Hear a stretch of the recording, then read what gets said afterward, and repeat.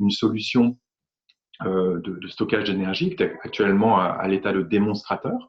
Et donc, il y a besoin de financement pour continuer à tenir avec sa trésorerie jusqu'à que le démonstrateur fonctionne et que les clients acceptent de passer des commandes, comme également des projets qui sont déjà en train de commercialiser leurs produits et qui, eux, ont besoin de trésorerie parce que leur croissance, avec les décalages qu'on observe notamment au niveau des besoins en fonds de roulement, eh bien, appellent du cash qu'ils n'ont pas nécessairement avec leurs capitaux propres. Alors, Marine, si tu veux passer sur la page suivante. Oui. Merci. Donc, qu'est-ce qu'on a fait? Donc, en partant de ce constat, l'équipe est allée rechercher tous les dispositifs de financement qui pouvaient être pertinents dans le cadre de ce projet, et on a fourni une sorte de base de données qu'on puisse questionner, donc établir des requêtes en fonction des typologies de projets qu'on est amené à financer. On a défini dans cette optique-là 7 critères standardisés pour pouvoir permettre une utilisation en mode de recherche.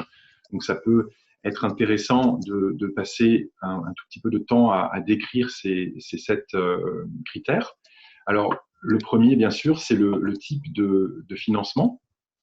C'est-à-dire que on est allé chercher, on a essayé de définir 6 catégories différentes de financement, qui sont par exemple les subventions, la prise de participation, l'entrée au capital, des prêts, des avances remboursables, en fonction des besoins des porteurs de projets qui souvent arrivent avec des idées bien claires là-dessus, le type de financeur, public, entreprise, participatif, etc. La maturité du projet, donc selon l'échelle TRL que j'avais brièvement décrite tout à l'heure, mais également peut-être plus subjective d'un point de vue marché, qui est une sorte de maturité du projet qu'on est allé redéfinir nous-mêmes avec l'équipe Projet Smile, et il y a 6 catégories qui vont, elles, de la prospection à la commercialisation. Le TRI projet, donc TRI, cet acronyme signifie taux de rendement interne, et on a décomposé en 4 catégories différentes pour essayer d'évaluer à la fois ce taux de rentabilité interne et le niveau de risque du projet.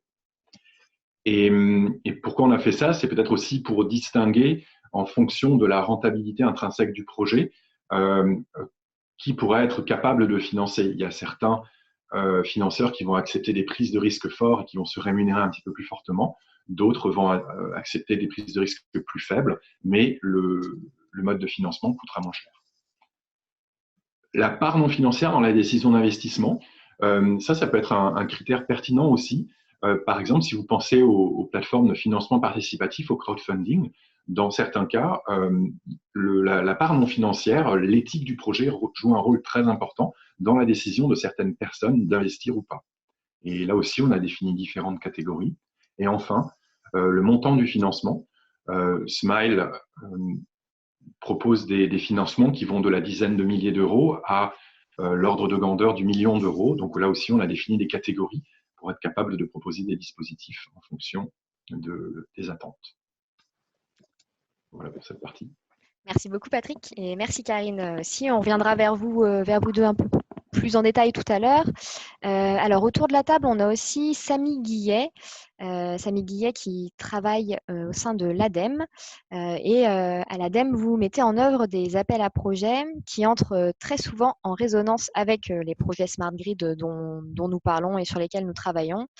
Donc Samy, est-ce que il vous serait possible déjà de vous présenter puis de présenter votre structure un petit peu comme l'ont fait Karine et Patrick, et ensuite de nous faire un retour sur les différents appels à projets passés, sur ceux qui vont bientôt émerger aussi, puis plus globalement sur votre travail autour de ces projets Smart Grid.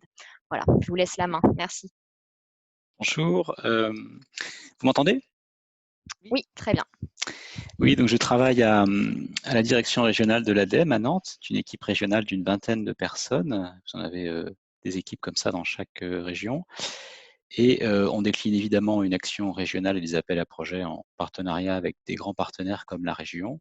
Et nous sommes aussi le relais et le premier guichet pour des appels à projets nationaux dont je vais vous parler. Moi, je m'occupe d'innovation. Il y a un point de contact innovation dans chaque équipe régionale de l'ADEME Et donc, je suis ce point de contact pour pouvoir coordonner l'équipe et transmettre aux collègues du niveau national qui opèrent ces grands appels à projets investissement d'avenir ou appels à projets recherche. Donc, le panorama du financement des projets de recherche, développement, innovation à l'ADEME va sur des TRL qui commencent à 2, plutôt 3, jusqu'à pratiquement au marché, jusqu'au TRL 8-9. Alors, sur les TRL 2 à 5, on est sur des appels à projets qu'on qualifie d'appels à projets R&D. Il y a aussi un appel à doctorants chaque année, en début d'année civile, où nous pouvons aider à l'embauche d'un doctorant. Sur ces appels à projets R&D, on est plutôt sur des petits projets, au sens où on va être entre 300 000 € et 1 million d'euros.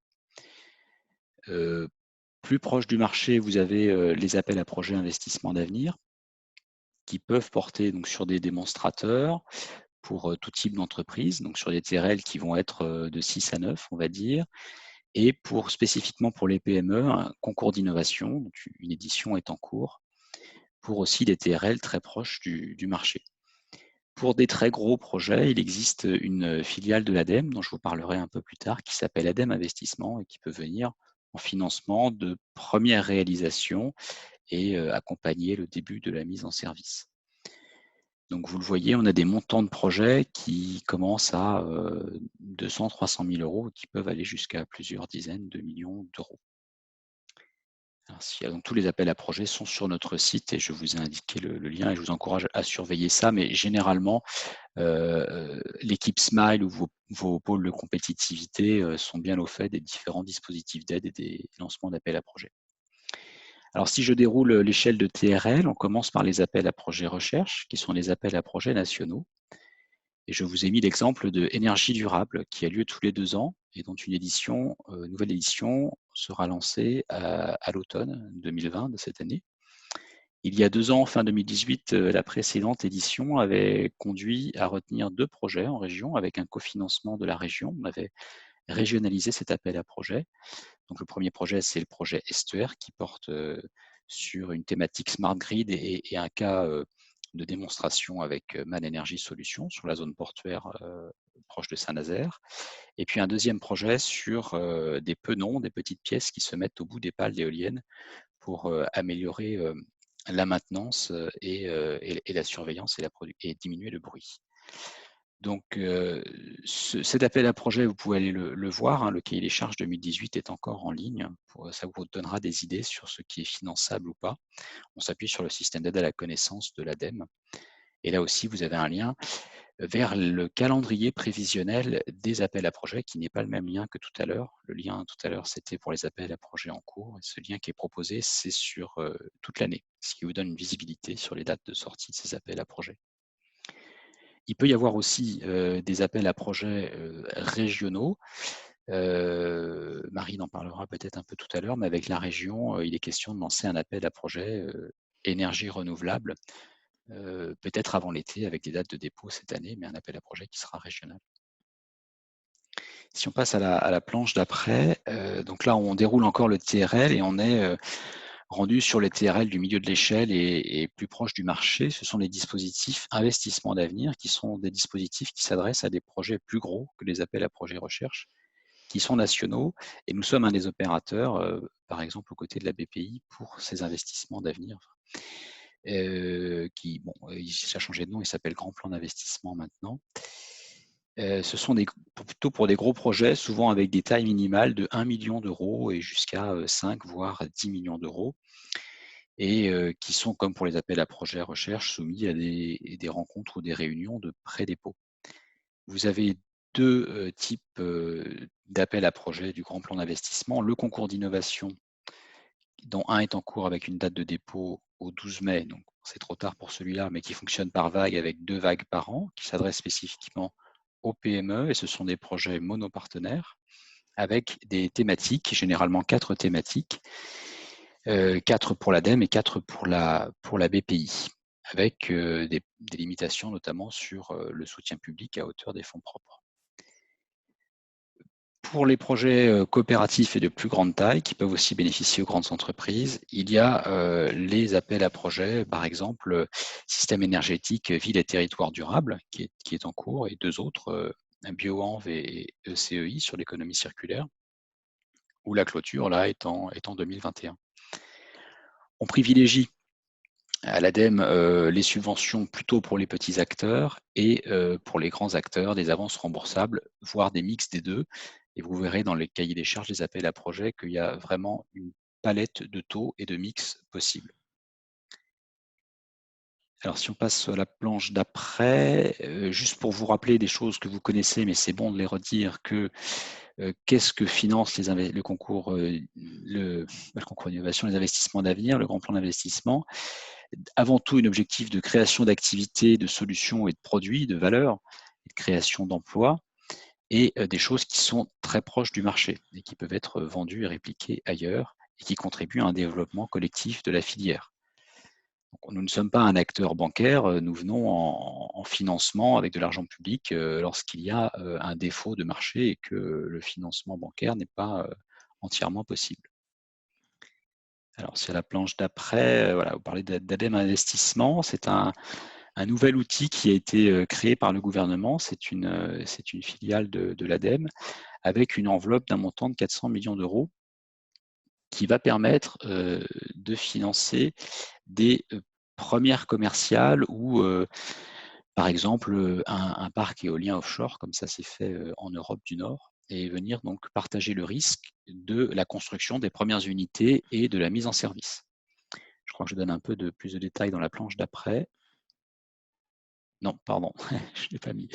Par contre, c'est un outil qui va financer des gros projets. On est sur des tickets minimum aux alentours de 5 millions d'euros et maximum de 40 millions d'euros, qui peuvent financer à la fois des projets en France, évidemment, mais aussi, pourquoi pas, à l'export. Il peut y avoir un risque de devise ou de garantie.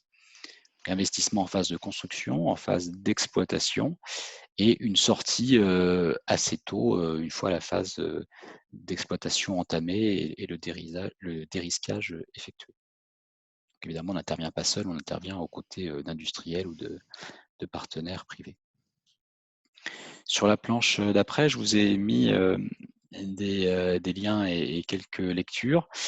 Vous avez le bilan des 70 et quelques projets soutenus par les investissements d'avenir sur le thème des systèmes électriques intelligents, avec les grands enseignements. Alors, vous avez un résumé qui fait quelques pages et puis un rapport plus fourni qui vous donnera des grands chiffres sur le dispositif de soutien, mais aussi les enseignements sur les projets soutenus et les verrous qui sont encore à lever du point de vue réseau, système, ENR et aussi usager final.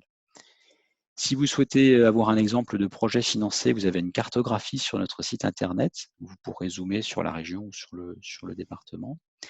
Et je vous encourage aussi à suivre d'autres webinaires de présentation du dispositif investissement d'avenir. Il y en a eu sur le concours d'innovation qui ont été enregistrés, donc vous pouvez les revoir. Je vous ai mis une vidéo assez courte qui fait 10 minutes. Et vous avez aussi des webinaires sur les investissements d'avenir pour les plus gros projets. Et c'est l'occasion à la fois de prendre connaissance du dispositif et de poser des questions à mes collègues sur votre projet, ce qui ne remplace pas une réunion de pré-dépôt, mais qui vous donne déjà un premier élément de cadrage. Donc, pour terminer, vous avez un panorama, un continuum de financement de la R&D du TRL 3, on va dire, jusqu'au TRL 8-9, pour les TRL qui sont inférieurs à 3, d'autres dispositifs comme l'ANR peuvent être envisagés. Merci, merci beaucoup Samy. Peut-être Rachel, tu veux compléter concernant l'appel à projet régional ou alors plus tard, on devait avoir un de nos collègues de la région, Aurélien Badjo, présent pour pouvoir vous en parler et compléter justement les propos de Samy Guillet là-dessus, mais il n'a pas pu se libérer cet après-midi. Je ne sais pas, Rachel, si tu peux compléter. Alors, je vais vous juste transmettre les informations qui va plus rapidement me faire suivre. C'est effectivement un prochain appel à projet qui va être lancé a priori cet été et qui va toucher en termes de thématique développement des énergies renouvelables et optimisation de la chaîne de la production à l'usage. Ça touche donc la partie donc énergie renouvelable et production d'énergie renouvelable et de récupération. Et a priori, les projets doivent mettre en place une brique technologique particulièrement novatrice pour construire et optimiser le lien entre production de ces énergies renouvelables et de récupération et l'usage. Donc ça peut être des solutions de stockage innovantes, des innovations techniques dans le système de production. Et puis l'autre aspect, ça peut être donc des projets qui ferait la démonstration d'une innovation importante dans l'optimisation du lien entre production et usage des énergies renouvelables. Donc, en termes d'exemple, il est cité autoconsommation collective, boucle énergétique locale, association de plusieurs technologies ou filières de production d'énergie renouvelable.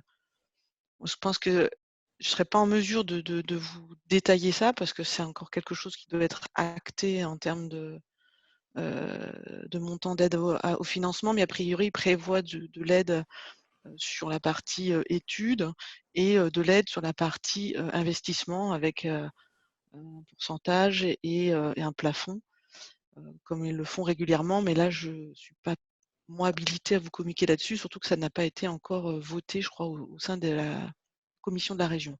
Par contre, ce qui est intéressant, c'est qu'en termes de calendrier, il prévoit 2 vagues de projets, 2 vagues de sélection de projets.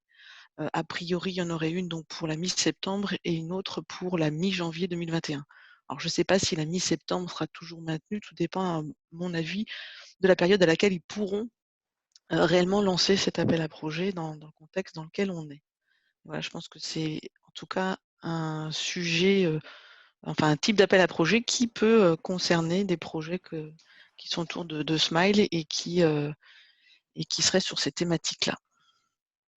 Pour compléter, on sera probablement, c'est encore en discussion, mais sur des montants qui sont complémentaires à nos propres appels à projets recherche et sur des projets un peu plus petits qui peuvent être de quelques dizaines de milliers d'euros jusqu'à 200, 300 000 euros, peut-être un peu plus gros, mais on va bien veiller à ce que ce soit complémentaire à nos propres appels à projets, puisque c'est un des défauts qu'on avait identifié dans nos systèmes, que pour des petits projets, entre guillemets, il n'y avait pas de soutien à l'ADEME. Donc, on est ravis de le faire avec la région.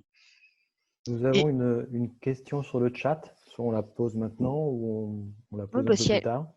Si elle concerne ce qui vient d'être expliqué par Samy. Elle est apparue au moment du témoignage de Samy. Les subventions se limitent à l'apport en fonds propres. N'y a-t-il pas de guichet concours pour des projets innovants, peu financés mais prometteurs? Alors, ça dépend du type de soutien qu'on peut accorder. S'il s'agit d'aider une dépense externe de type étude de faisabilité, etc., là, il y a les dispositifs régionaux, qu'ils soient à l'ADEME ou la région, qui peuvent aider. Pour aller aider du temps interne, du temps de recherche, là, on est beaucoup plus limité, en tout cas de notre côté ADEME. On n'a pas la possibilité d'aller aider et effectivement, on va être limité par la taille, les fonds propres et l'ancienneté de la société. Merci. Et merci beaucoup, Eric. Oui, je vous rappelle, vous pouvez poser toutes vos questions via l'onglet questions et réponses, ce qui sera plus facile pour nous pour les prendre au fur et à mesure. Et de toute façon, après cette première table ronde, on vous laissera aussi un moment pour ouvrir vos micros et voilà, et poser toutes vos questions. Merci encore à Rachel et Samy. On a aussi la chance d'accueillir autour de cette table virtuelle Bertrand Falchin, qui est donc responsable investisseur projet numérique au sein de la Banque des Territoires.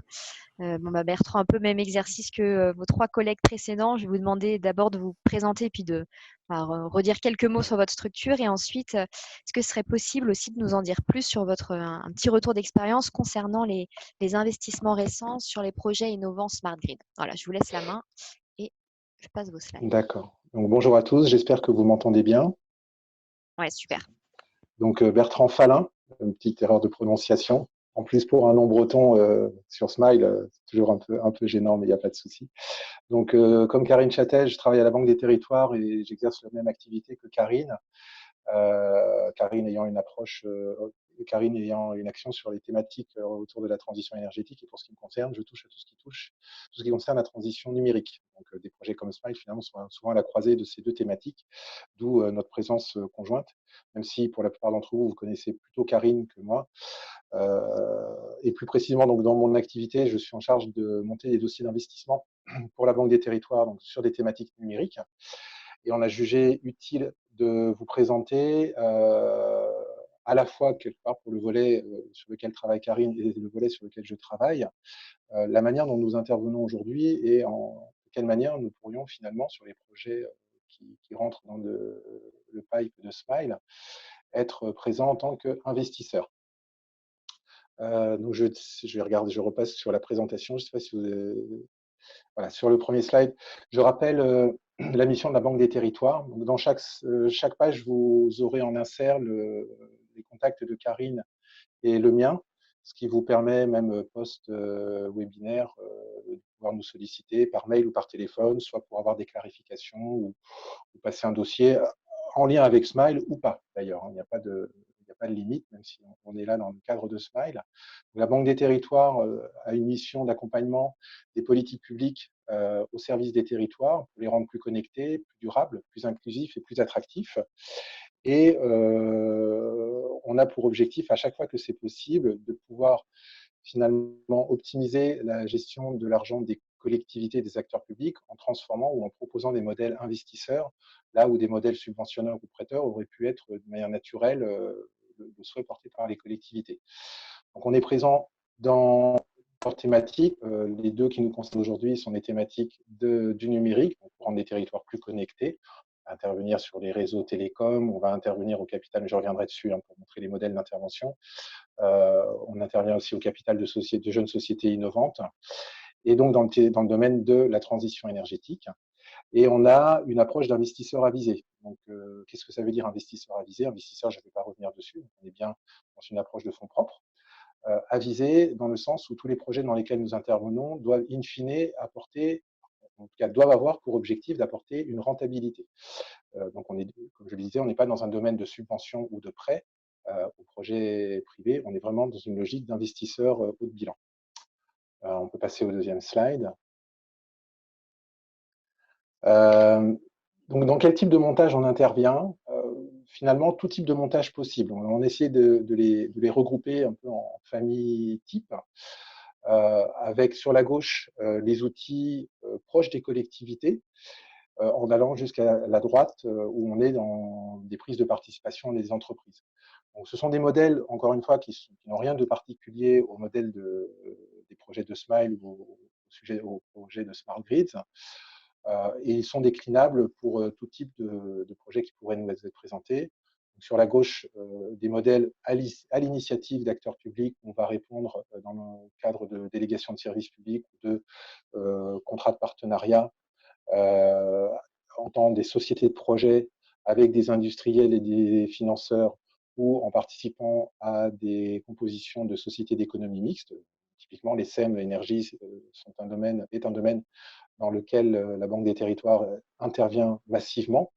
On intervient aussi dans des sociétés d'économie mixte à visée plus numérique, télécom. Et les sociétés de projet sont des types d'intervention là aussi très classiques pour les gros projets d'infrastructure, qu'on soit sur de l'éolien, du photovoltaïque, de la fibre optique, du data center.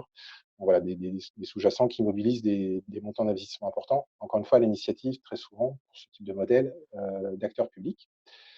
Sur la deuxième colonne, on est cette fois dans des montages plus intermédiaires où on intervient avec des industriels, alors cette fois en manière opportuniste, proactive, en créant des sociétés dédiées, donc pas des sociétés de projet, qui sont vraiment des sociétés dédiées, qui ont pour objectif de commercialiser des offres à destination des acteurs de territoire, ou en créant des filiales, ou en créant des joint ventures. Ce sont des choses qu'on fait. Alors, on fait assez peu, non pas que ce ne soit pas un modèle souhaité, mais c'est un modèle qui finalement nous arrive assez peu souvent.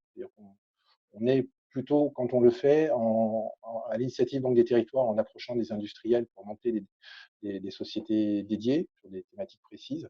On est rarement dans la logique où ce sont des industriels qui viennent nous solliciter, pour autant on est en capacité de le faire. Et le dernier axe ou le dernier outil d'intervention qu'on utilise de manière très importante, c'est la montée au capital de sociétés innovantes. C'est un domaine sur lequel on n'est pas forcément connu parce que je pense autour de cette table virtuelle, la plupart de vous connaissent l'intervention de la BPI, qui est en capacité d'intervenir à tous les stades de création et de développement d'une entreprise. La Banque des Territoires, elle aussi est en capacité d'entrer au capital de start-up innovantes avec quelques petites différences par rapport à l'intervention classique de la BPI. La première, c'est qu'on est sur des thématiques très ciblées en réponse à des politiques publiques. Donc, on n'intervient pas dans des entreprises qui font de la commercialisation uniquement vers d'autres acteurs privés ou pareil, sur le B2C, on a tendance à être très prudent sur ce type de projet. C'est plutôt BPI en direct ou en intermédiaire qui va intervenir. Et la deuxième grande particularité avec BPI, c'est que lorsque la Banque des Territoires entre au capital d'une entreprise, c'est véritablement la Banque des Territoires. Ce ne sont pas des fonds intermédiaires qui interviennent, comme GoCapital ou West Valley, qui sont des acteurs très connus dans le Grand Ouest. C'est directement la Banque des Territoires qui intervient. Et c'est nous qui instruisons les dossiers, et c'est nous qui ensuite représentons la Banque des Territoires au board des sociétés. Donc, on signe régulièrement des levées, on participe régulièrement à des levées de fonds. Et on peut passer au slide suivant, qui représente finalement le type de projet qu'on recherche. Donc là, je redis finalement ce que j'ai expliqué tout à l'heure. Ce sont 4 critères très importants. La première, c'est qu'on est forcément sur des modèles économiques rentables, ou en tout cas qui visent une rentabilité. C'est ça qu'on regarde dans chaque projet. On intervient sur des besoins de financement. Alors là, j'ai mis un chiffre parce qu'à un moment donné, il fallait en mettre un. On est sur des besoins supérieurs au total en fonds propres, hors dette bancaire, à 1,5 million. Alors ce chiffre, il s'explique parce que, comme je le disais, c'est la Banque des Territoires qui analyse, qui instruit et qui ensuite intervient dans les dossiers. On a des process d'instruction qui sont l'équivalent de process type GoCapital, etc., qui interviennent eux aussi sur des montants assez conséquents. Je le mets en parallèle avec eux. Et donc, on n'intervient pas aujourd'hui sur de l'amorçage bas.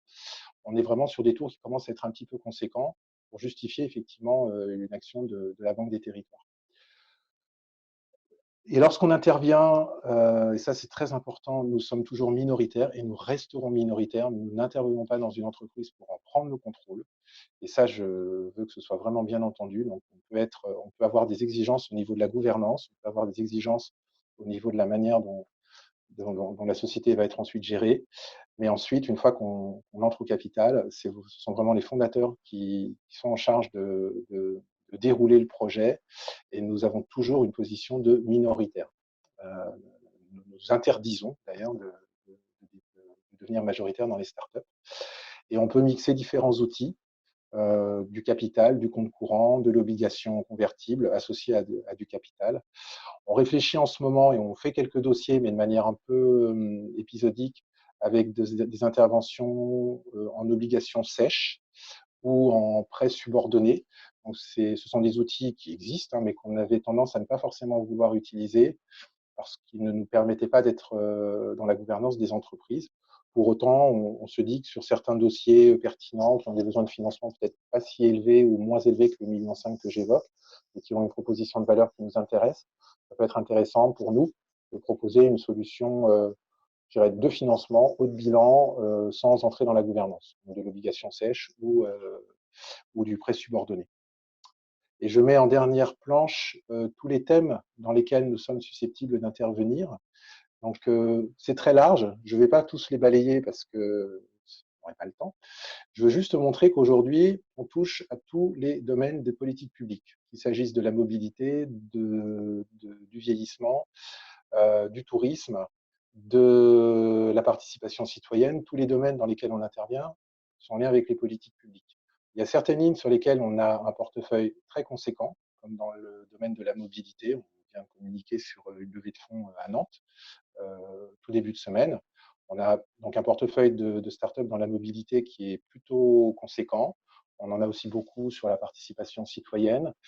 Et par contre, dans l'énergie, c'est encore un domaine tout nouveau. Non pas que c'est un domaine qui, là, comme je le disais, ne nous intéresse pas. Ce sont plus les dossiers qui ne sont pas encore forcément venus jusqu'à nous. Et on espère effectivement, en tout cas, on a la volonté avec Karine de pouvoir développer aussi ce type d'activité de prise de participation dans le domaine des énergies, notamment, je disais, sur des montées au capital d'entreprises innovantes.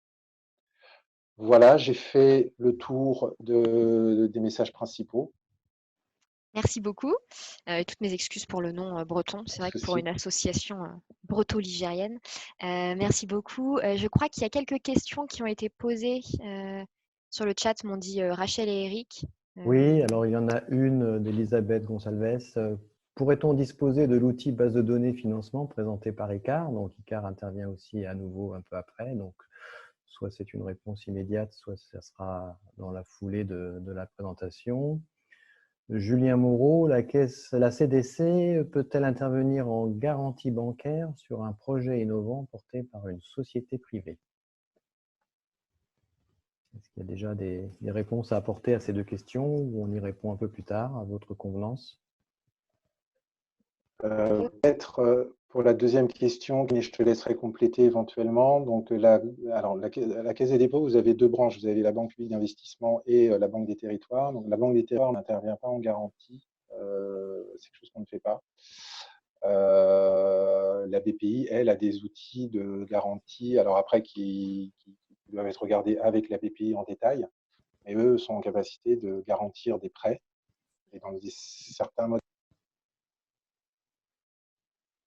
Karine, je ne sais pas si tu voulais compléter. Oui, non, tout à fait. Nous, on intervient plutôt en haut de bilan, donc on n'est pas sur le système de garantie. Et par contre, effectivement, BPI est positionné sur ce segment. Sur la première question sur l'outil, le travail d'Icare a été développé pour les régions, pour le dispositif de Smile. Donc là, aujourd'hui, il est accessible aux équipes qui sont les référents des dossiers et qui encadrent les porteurs de projets et qui peuvent s'en servir pour éclairer justement les porteurs de projets. Il n'est pas encore accessible directement. Je pense qu'il va faire partie de la réflexion sur le dispositif Smile dans son ensemble et sa poursuite pour l'avenir. C'est-à-dire que voilà, ce sont des outils qui pourront être accessibles, mais peut-être pour ceux qui sont membres de Smile. Une dernière question est apparue de Sylvie de Meulener. Quel exemple de projet avec intervention de la Banque des territoires dans le domaine de la participation citoyenne? Est-ce qu'il y en a? Alors, là, je vais vous répondre. Donc, oui, on a des sociétés en lien avec cette thématique dans lesquelles nous sommes montés au capital. Je vais en citer quelques-unes. Il y a la société Spalian, qui délivre aux collectivités des outils de suivi de gestion participative, de gestion citoyenne. Voilà, donc c'est plutôt dans ce type d'acteurs dans lesquels on intervient. Merci beaucoup. Eric, c'est bon de ton côté? Oui. Si c'est bon, je vais redonner la main à Karine et Patrick, puisque vous êtes tous les deux au GEX-FI, donc de Smile, et vous conseillez aussi les porteurs de projets pour la modélisation financière, puisque trouver des investissements, évidemment, c'est très important pour son projet, mais pour parvenir à cette étape, il est donc nécessaire d'abord de bien modéliser ce projet. Et j'aimerais bien savoir un peu plus sur le travail que vous effectuez au sein du GEX-FI là-dessus. Karine, je vais vous laisser la main. Et je représenterai ensuite les slides de Patrick, parce que sinon, c'est pas très marrant de voir juste fond noir. Oui, pour revenir sur cette question, donc la modélisation financière d'un projet, on va partir, je vais repartir de l'exemple de notre activité au sein de la Banque des territoires. Donc, comme nos homologues des banques privées classiques, nous recevons des entrepreneurs qui nous présentent leurs projets et ils nous demandent de les accompagner dans le financement. Pour notre part, nous intervenons en fonds propres, c'est ce qu'a expliqué Bertrand, donc en haut de bilan. Donc on va être aux côtés des actionnaires de cette société qui portent le projet Smart Grid, quels que soient ensuite les sous-jacents, mobilité, énergie, récupération. Dans un premier temps, bien entendu, ce qui compte, c'est la qualité de l'équipe, de l'entrepreneur qui porte le projet, donc les compétences, la stabilité d'équipe. Mais très rapidement, on en vient à examiner les chiffres. Ils nous présentent un beau projet avec une stratégie et nous, on a tout de suite besoin de traduire cela en chiffres et en bases pour se projeter, nous, en tant que financeurs, sur quelle serait notre vie aux côtés, en mariage, aux côtés de cet entrepreneur. Donc, qui dit financement dit prise de risque et son corollaire, c'est le gain de valeur. Et nos fonds propres que nous mettrons ne seront rémunérés que grâce à des dividendes ou à des intérêts de compte courant d'actionnaires. Le banquier, lui, il s'assurera que le projet, dès le démarrage, est capable de rembourser les annuités et il appliquera un coefficient pour garantir la sécurité de ce remboursement, ce fameux DSCR. Il est important donc pour le porteur de projet d'avoir bien modélisé au plus juste son projet dans les CAPEX, donc c'est tous les investissements durs, les OPEX qui vont être tout le long de la vie, l'exploitation du projet, et puis d'avoir bien modélisé les revenus. C'est-à-dire que voilà, donc la réalisation d'un bon business plan, ça nécessite le cumul de deux sciences. D'une part, la connaissance de l'outil de modélisation et donc les rouages financiers. On peut dire vraiment la bonne maîtrise de cet outil qui est souvent mis sous Excel. Et d'autre part, de bien maîtriser les hypothèses techniques qui sont chiffrées, ce qu'on appelle les inputs. Par exemple, dans un BP, je peux pousser la production de mes machines au maximum pour avoir une bonne rentabilité. Je mets vraiment le max de ce que peuvent faire mes machines. Dans ce cas, je ne risque pas de devoir augmenter mes OPEX, donc la maintenance, voire même le renouvellement de matériel, ce qui va venir finalement obérer peut-être in fine mes revenus. Donc l'équilibre à trouver procède de l'expérience et de la maîtrise des techniques employées. Bien entendu, et surtout dans les domaines innovants, on met très souvent des hypothèses prudentes et également des lignes d'aléas dans ce business plan.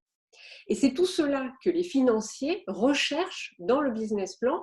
Et notre accompagnement SMILE et le travail de iCare à nos côtés et l'accompagnement des porteurs de projets, c'est exactement cela. C'est revoir et challenger ces business plans pour que le dialogue qui puisse se faire avec des financeurs comme nous en fonds propres ou auprès des banquiers pour la levée des dettes soit facilité, que les partenaires soient rassurés et qu'on accélère la bancarisation des projets et donc la construction.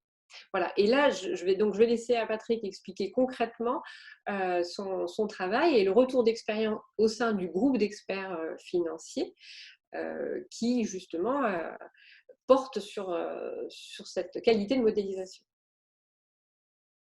Oui, alors effectivement, sur ce sujet, vous verrez que Karine et moi, on est plutôt en communion de pensée, c'est-à-dire que vraiment la partie de structuration d'un business plan, d'une analyse financière, c'est un prérequis, c'est une étape indispensable avant la recherche de financement. Alors, avant de vous commenter en détail la méthodologie, 2-3 remarques d'ordre général. Notre approche, c'est d'avoir un regard extérieur bienveillant, plutôt de se mettre à côté des porteurs de projets, ne pas donner de leçons, mais essayer de les aider, de questionner leur stratégie, et donc d'avoir une discussion à la fois stratégique, qu'est-ce que vous souhaitez faire à moyen et long terme, mais aussi tactique, comment est-ce qu'on opérationnalise année après année dans un compte de résultats, et selon 3 axes qui sont peut-être une particularité de l'approche de notre cabinet, c'est-à-dire à la fois un axe financier, un autre axe qui est plus technique smart grid, et un troisième qui est l'implication environnementale. Donc, par exemple, alors ça c'est une mission en dehors de Smile, mais le mois dernier, je travaillais avec une personne de mon équipe sur un acteur du monde aérien qui cherchait à effectuer la compensation carbone. Et la collaboration a été assez fructueuse parce qu'on a assez significativement modifié la proposition de business plan qu'ils avaient. Par exemple, en les emmenant sur des réflexions sur la gestion de forêt, qui peuvent être l'un des axes clés de ces compensations carbone. Une autre remarque d'ordre général, c'est une réflexion avec le porteur de projet sur la soutenabilité du modèle d'affaires, de la pérennisation de la société et de la réplicabilité du produit ou du modèle d'affaires. Et je dirais enfin, en troisième commentaire, c'est quel que soit le type de financement que vous recherchiez, que ce soit des appels à projets qui sont devenus très concurrentiels, on pense notamment aux fonds européens FEDER, les prêts bancaires, le crowdfunding, ou encore l'entrée au capital, tous ces modes de financement, ils nécessitent de prendre en compte des hypothèses et de venir avec un business plan, une présentation financière et un raisonnement qui soit vraiment construit. Voilà. Alors, parcourons peut-être ensemble pendant quelques minutes l'approche telle qu'elle est décrite dans la partie gauche du PowerPoint. Souvent, ce qu'on fait, le passage en revue des éléments financiers élaborés par le porteur du projet. Donc, comme je vous l'avais dit, on se place plutôt en position de copilote, c'est-à-dire que on essaie de comprendre d'abord quels sont les jeux d'hypothèses qui ont été élaborés par le porteur de projet. Vous avez ensuite modélisation dans le format iCare. Alors, qu'est-ce que ça veut dire? C'est-à-dire on a un outil qui est un outil standard et qui est un outil de modélisation. Beaucoup de porteurs de projets ont souvent profité de l'expérience de leurs partenaires comptables qui arrivent avec un modèle qui est très juste pour l'établissement des comptes annuels, mais qui est un petit peu plus délicat, avec tout le respect que je dois à mes collègues dans l'utilisation pour faire la modélisation. Pourquoi? Parce que la modélisation, c'est aussi faire des scénarios. Assez classiquement, on recommande de faire un scénario réaliste, un scénario optimiste et un scénario pessimiste et de les pondérer. Cette moyenne pondérée, ça donne quelque chose de très intéressant. Également, ce modèle iCare, il regroupe un peu deux façons de faire, des hypothèses assez rigoureuses tirées de façons de fonctionner de grands groupes, et en face également des modèles ou des particularités, comme notamment des KPI qui sont plus utilisés dans le domaine des smart grids ou des ENR qui sont pertinents pour le projet Smile.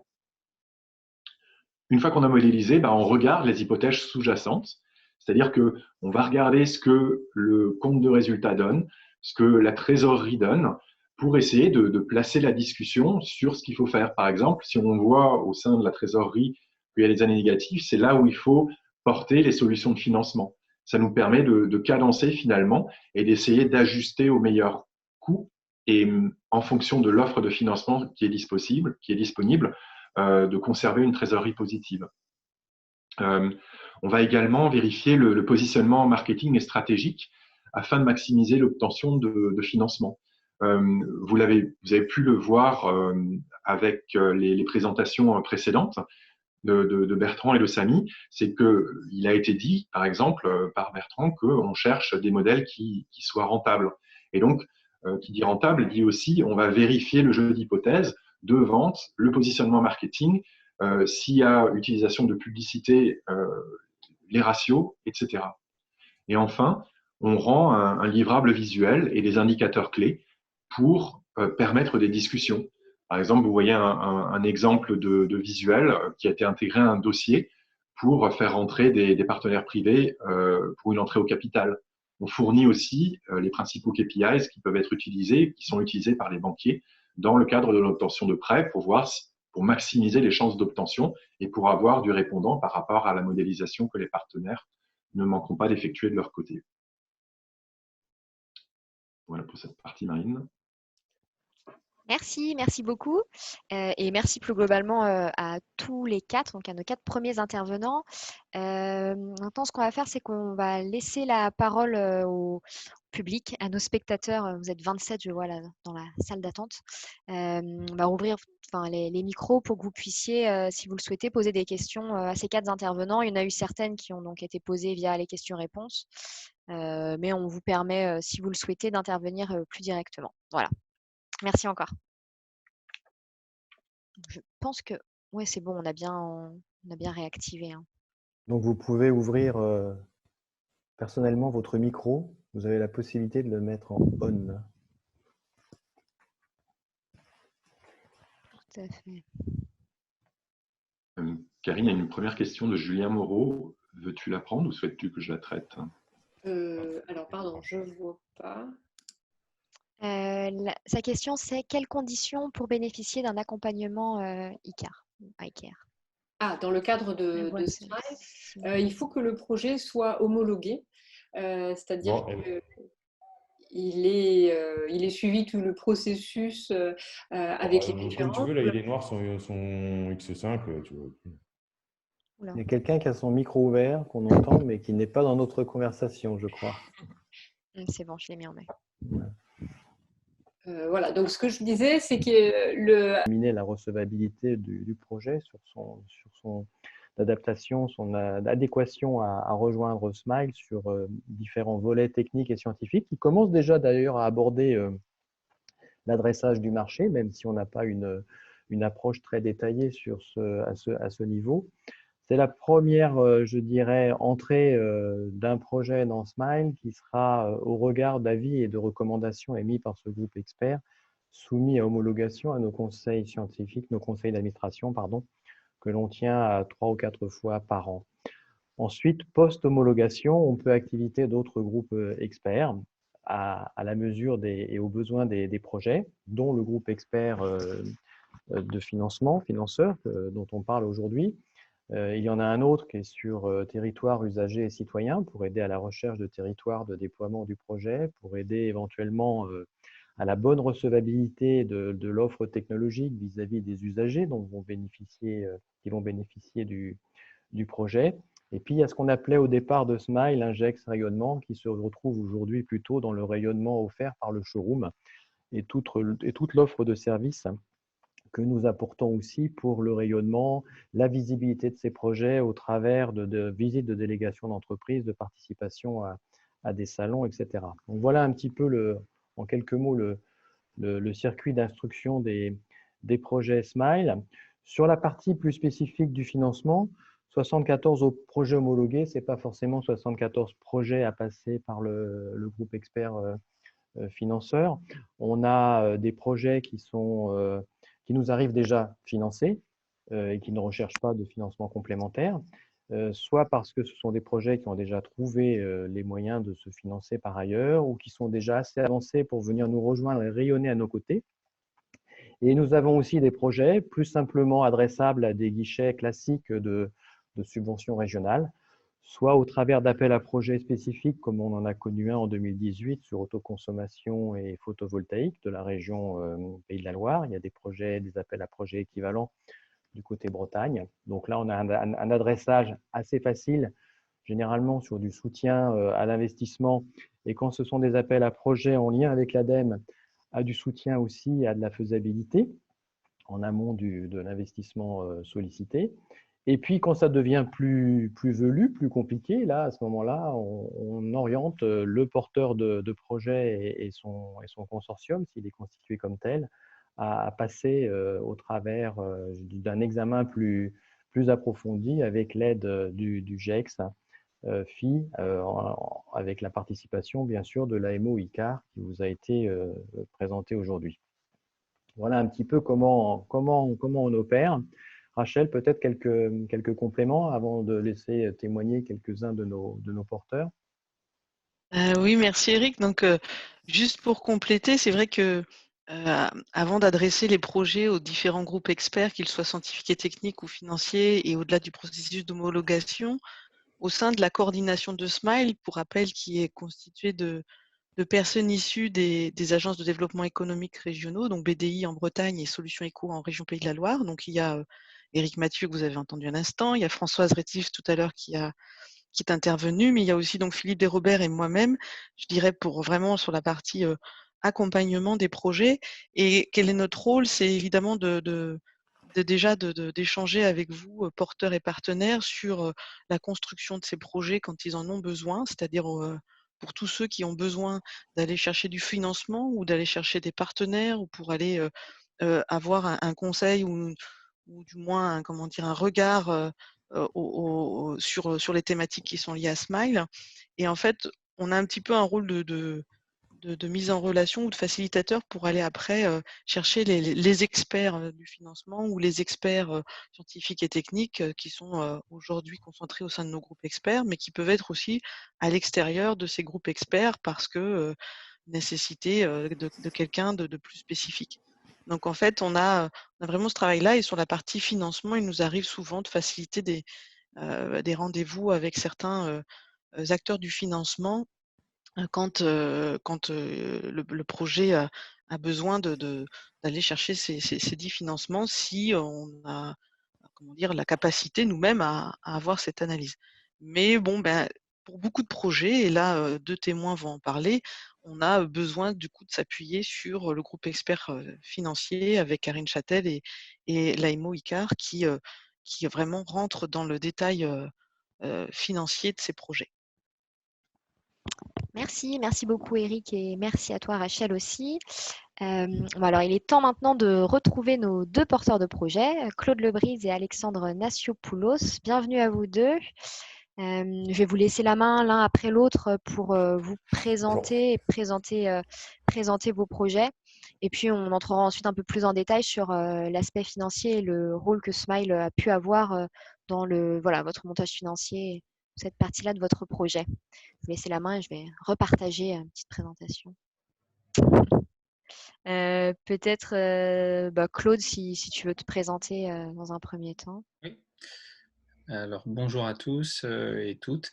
Donc, Claude Lebrise. J'ai créé Dropbird il y a un peu plus de 5 ans maintenant, qui est au départ une solution, une marketplace numérique où on fait de la mobilité décarbonée pour faire en fait de la vente à partir de notre plateforme de e-commerce. La partie, on va dire, énergie est arrivée assez rapidement puisqu'on faisait que de la mobilité décarbonée, on ne fait que de la mobilité décarbonée. Donc, on a initié il y a 4 ans la fabrication de nos premiers prototypes de bornes de recharge pour véhicules électriques. Et on a été contributeur de l'appel à projet Smile donc en 2016, je crois que c'était 2016. Et donc le projet a été homologué, donc Drop and Plug, qui est notre solution de recharge intelligente, a été homologué par Smile au mois de novembre 2017, donc ça va faire 3 ans. Et puis, pour accompagner notre développement et nos besoins de financement, effectivement, en fait, l'équipe de Smile, nous, on est domicilié à Rennes, mais on travaille beaucoup aussi avec Enedis Nantes. Donc Philippe Desrobert a souhaité qu'on soit accompagné effectivement par le dispositif ICARE. Et donc, j'ai rencontré à plusieurs reprises Patrick, que je remercie beaucoup d'ailleurs pour le travail qu'il a fait d'élaboration d'un business plan à partir en fait des premières étapes de commercialisation de notre solution. On a franchi une étape un peu plus importante à l'issue de ce gros travail qui a été fait par ICARE sur le marché potentiel que représentait notre solution de recharge pour voitures électriques. Qui était simultané à, comme on le voit à l'écran, en fait, lors de l'inauguration des 2 showrooms Smile à Nantes et Rennes, on a, nous, installé en fait les bornes que vous voyez ici, ce sont des bornes Drop and Plug. Et effectivement, il était un peu nécessaire pour nous d'asseoir nos prototypes et nos tests de recharge intelligente sur un business model pour qu'on puisse ensuite trouver des financements. Donc cette étape-là a été effectivement bien mise en relief par tout le travail d'ICARE. Et donc, la dernière étape, c'est que juste avant le confinement, j'ai créé la société Drop and Plug pour aller, en fait, grâce au travail d'ICARE, trouver des investisseurs qui vont nous permettre un passage à une échelle, on va dire, moins artisanale que ce qu'on a fait jusqu'à présent. Voilà, donc les pièces du puzzle sont toutes là et en tout cas, toute cette partie étude, évaluation des business plans, ça, c'est des choses que je ne savais pas faire et donc j'ai été en fait très heureux de pouvoir travailler avec ICARE voilà, au cours des différentes semaines durant lesquelles on a été en contact l'été dernier. Voilà, c'est très, très, très, très rapide. Merci Claude. Je vais te laisser la parole à Alexandre Nassiopoulos pour présenter Symbiose et en dire un peu plus aussi sur le financement du projet et l'intervention de Smile. Oui, donc bonjour à tous. Alors, donc Symbiose, alors déjà Ecotropie, nous on est une société, on est spécialiste du numérique, de l'intelligence artificielle, de la modélisation et de l'énergie. Donc on est à cheval sur les 2 sujets. Donc, ce qu'on propose, on développe des services pour aider les maîtres d'ouvrage et les collectivités en particulier à faire des économies d'énergie sur leurs bâtiments en utilisant de la donnée de leurs bâtiments, de l'analyse numérique et du contrôle prédictif. Donc on travaille notamment aujourd'hui, on a 3 ans d'existence, on est encore en développement commercial et on fait beaucoup de services autour, par exemple, des piscines, des centres aquatiques, où il y a énormément de potentiel pour faire des économies sur l'eau, sur l'énergie, que ce soit électrique ou chaleur et gaz. Donc, comme on utilise de l'intelligence artificielle et que notre fond technologique consiste à faire du pilotage prédictif, on a pensé à d'autres applications dans les bâtiments et est née l'idée du projet Symbiose il y a 3 ans de là. Donc, l'idée de Symbiose, c'est de coiffer les bâtiments existants. Donc, on en voit un sur l'écran, d'une serre qui a deux rôles. Le premier est de servir comme capteur solaire. La serre, sous l'effet de serre bien connu, capte de la chaleur et cette chaleur, on la capte pour chauffer le bâtiment. Donc, il y a une symbiose, le nom du projet, qui s'installe entre ce volume-là et le bâtiment. Et grâce au pilotage prédictif et à l'intelligence artificielle, on est capable d'optimiser le fonctionnement de la serre et du système de récupération de chaleur pour rendre possible la cohabitation entre le besoin énergétique et l'utilisation de la serre pour une autre activité, qui peut être par exemple une activité de production agricole. Donc sur ce projet-là, on ne pouvait pas partir tout seul, Ecotropie, ce n'est pas notre compétence principale. Donc on s'est associé très très vite avec la société SCE qui est bureau d'études corps d'État dans la construction, avec un cabinet d'architectes classe et surtout le porteur de projet qui a très vite été séduit par le projet et qui porte maintenant le premier prototype, Nantes Métropole Habitat. Donc aujourd'hui, on est en phase de construction. Le permis de construire devait être déposé là pendant la période qui a été repoussée à cause du confinement, pour faire un premier prototype de cette technologie-là sur un bâtiment de Nantes Métropole Habitat au nord de Nantes. Donc, voilà pour le projet. Et donc, Smile, on a été en contact avec Smile dès les débuts du projet de 2017. Alors, la personne qui a suivi notre dossier, qui est autour de la table, Rachel Guillotot, nous a énormément aidé à structurer, à poser les choses sur le papier. Et donc, Smile nous a énormément aidé dès le début. On a été homologué en 2018 et très très vite, quasiment dans la foulée, on a pu, avec un rôle de facilitateur de la part de Smile, prétendre à une subvention de la région qu'on a obtenue et qui a financé, il finance encore d'ailleurs une partie de la R&D sur le fonds technologique qu'on utilise dans ce projet. Donc après, on a pas mal évolué. Le consortium s'est construit autour principalement des 4 acteurs que j'ai cités. On est aujourd'hui, comme je vous disais, en phase de prototypage. Donc le prototype, dans le premier essai grandeur nature de tout ça, va être réalisé au cours de cette année. Et il y a eu aussi un travail avec le cabinet Eker et Brosult, donc un peu plus prospectif. Monsieur Paul Zanogal nous a aidé à monter, à revisiter le business plan autour de ce projet-là pour, dans l'objectif derrière, d'en faire quelque chose de réplicable. Voilà, en quelques mots. Alors, je ne sais pas si, Marie, vous voulez que j'axe un peu plus Moi, c'était très clair. L'idée, c'était d'apporter un éclairage sur l'accompagnement financier que vous aviez reçu et sur le montage. Après, peut-être que si vous voulez vous pouvez en dire un peu plus. Oui, alors moi, j'ai aussi quelque chose aussi à rajouter dans tout ça. Donc, alors déjà, tous les deux axes que j'ai cités, donc, je remercie énormément Smile et Rachel Guillotot en particulier pour toute cette aide qu'elle nous a apportée.